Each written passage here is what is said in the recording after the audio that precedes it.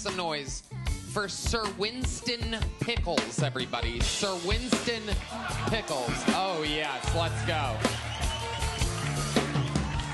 What do you get when you combine a clown, a typical performance from 4 of the best regulars and golden ticket winners, and a guest that has been on the panel almost as much as anybody else? You have what is a solid episode of Kill Tony, but then you include the bottom half of the bucket and David Lucas. Kill Tony number 728 had drastic highs and drastic lows, with most of the show being carried by the regulars, with its lows being the bucket pulls and David Lucas. However, there was a standout bucket pull, a guy who has been caught on camera during multiple episodes of Kill Tony, including an arena show in Nashville, and this guy was a clown named Sir Winston Pickles. I try to stay in shape, just like the teenage girl next door. She's one of those teenage girls who likes to go jogging at 5 a.m. in the morning.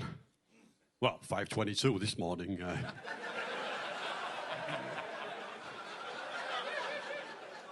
Now, Sir Winston Pickles was the bucket pull that saved the night, and we will go in and talk more about Mr. Pickles' set here in a little bit. But let's start things off talking about the panelist on the show, Mr. Greg Fitzsimmons. Greg Fitzsimmons got a real lovable intro from Tony Hinchcliffe, kind of going over the highlights of him on the show. I believe him and Louis J. Gomez have both made some of the most appearances in the show's history. And Greg Fitzsimmons is a hilarious comic and is typically one of the better panelist for the show. The crowd for this episode was also not giving at all. They would even boo. I believe 2 comics throughout this episode received a boo from the crowd. There's a lot of forgettable sets throughout the show. Only the top 6 are really notable. So for a majority of these bucket pulls, I'm going to be giving 1-sentence descriptors as we go through and rank all of the sets throughout the night. Coming in at number 15, I Am Frank. I Am Frank's zipper was down and the crowd booed him when he didn't know how much money he made from donating plasma. Number 14, Offender. Offender got on his knees and did an act out of sucking a dick to almost no reaction. Number 13, Kelly Lusk. Kelly Lusk was way better last time and tried to roast Tony, and it did not work. Number 12, D-pac Panney. Couldn't understand much of what he said through his thick accent. Talked mostly about wiping his ass and saving comedy. Mentioned how he goes to open mics and all these comedians are talking about retard this and retard that. D-pac Panney, you obviously did not know what crowd you were performing in front of, because this crowd is retard this, retard that. Didn't know what you were gonna try to get out of that. He ends up getting booed. Number 11, Jesse Seldonna. He isn't ready to be a father and paid for Mexican Plan B. Number 10, Alex Hurtline. Had a big bump on his face, and that's about it. Number 9, John Beckdal. Now, John Beckdal is a bad bucket pull that actually you can get some meat and potatoes out of. I've been watching some older Kill Tony episodes to do these old Kill Tony reviews here on the channel, and John Beckdal reminded me of just an old school bucket pull that is clearly on something, that doesn't have any material prepared, and he just comes on and wings it. He had a shirt that looked like it hasn't been washed in, weeks. He looked like he was hopped up on meth or something. Couldn't follow his set, and I couldn't even explain it if I tried. Here's a little snippet of it. How many of y'all are on dates here tonight because, war was declared for a second? That, oh, look, I'm scared to go to war, pussy, how many here? Men are dogs, am I right? Men are like dogs. White women fuck them occasionally. He also talked about getting fired from different restaurants and being arrested. When he talked about being arrested, it sounded like that was going to be a part of the show where his interview was going to start to pick up, especially after he said that it was the night that the Boston bomber got arrested. However, the arrested story had nothing to do with the Boston bomber. It just happened to be on the same night that that event occurred. John Beckdal, although really bad, I do think had some pretty funny moments. Number 8, David Lucas. I read some of the comments. Some people were saying that David Lucas stole a Shane Gillis bit here, and I'm not sure which one that would be. I don't know if it is about the plane crash and the scam calls going down. If it is, though, then I knew I heard that somewhere. However, I put on here that I saw this on Twitter because I think I did see a post about that on Twitter, but I did know that that was not an original thought that David Lucas had. I know that I had heard that from somewhere. I did like the Middle East football team bit because that is agreeable. Maybe that is even the Shane Gillis bit. He got in an applause break after D-Badness got up to go pee because he called him a Temu Stevie Wonder. That didn't take like a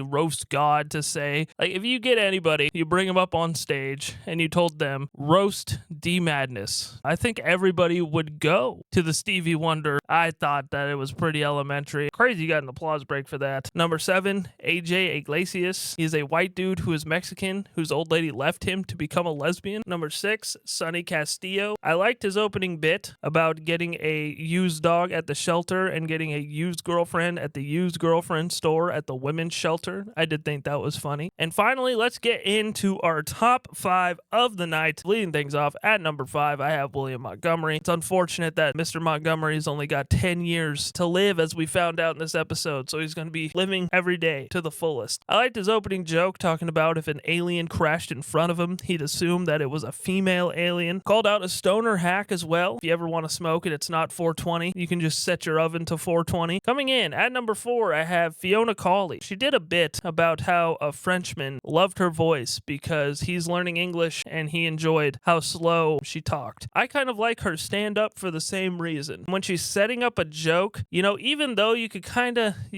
see what the punchline's going to be almost from a million miles away, the way that she still is committing almost makes it that much funnier. And then during the interview, talked about her bachelorette party and going to the theme park. And then he asked Fiona what kind of food she ate, any powdered sugar covered things, and she said, yeah, hot dogs. And he said that's how Red Band likes his hot dogs. Classic stuff. She also mentioned how she took mushrooms during this trip. She forgets sometimes that she is on the show and people will recognize her because a fan came up to her and asked her for a photo, and she's like, why? And she talked about how the Fast Pass people had to question her to see if she was really disabled. Was a really good palate cleanser from all the bullshit that we were fed throughout the show from the bucket. Coming in at number 3, another guy who cleared the air after so many bad bucket pulls, we have Ari Matti. He did some stuff about movie franchises trying to diversify their cast, said that they're going to make a gay James Bond movie, and he said, gotta suck so many dicks to get those passwords. Don't know why, but that line stuck with me, and I thought that was hilarious. He talked about how Catwoman is being played by a hot actress, said, why can't it be a plus-size model? Ari goes on to see, have you seen a fat cat? You're gonna have to climb things. You can't be Catwoman. You could be Garfield. He was there for the 4th of July. It was the first time that he got to celebrate. He said in Estonia, it's like on this day, 50 million women and children died, which that's very sad, but very funny as well. And one of the movies that he said during his set was that there was going to be a Black Taken movie. And this is actually the second week in a row that a Black Taken movie reference was made. And it's also the second time in a row that a panelist said that the movie would be called Took. Just a fun little nugget there. Ari Matti gets a bronze medal, and he comes in behind the only bucket pull that steals the show from me, and that is number 2, Mr. Sir Winston Pickles. I have seen Sir Winston Pickles in the crowd when Tony was begging for comedians in Nashville. I think when you see a clown, you just kind of automatically assume that this guy is going to be a clown, or he's just not going to be good. But Mr. Sir Winston Pickles did his opening minute about following a girl around at night. Describing his set wouldn't do it justice, so I'm just going to play it for you here. Well, I'm 60 years of age and my high school belt still fits around my neck.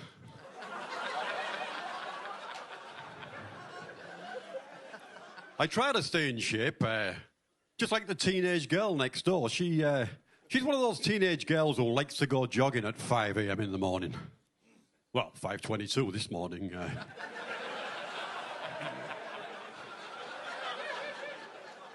Whenever she goes jogging, I like to drive slowly behind her with my headlights off. You know, just to make sure she's safe. Well, you have to. There's some fucking weirdos out there in the morning.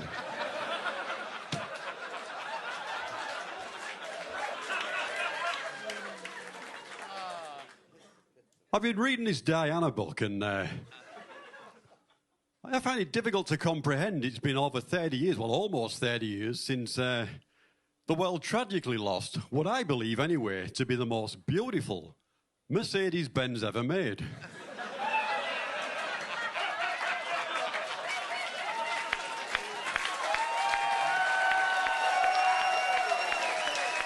Thank you. My name's Sir Winston Pickles.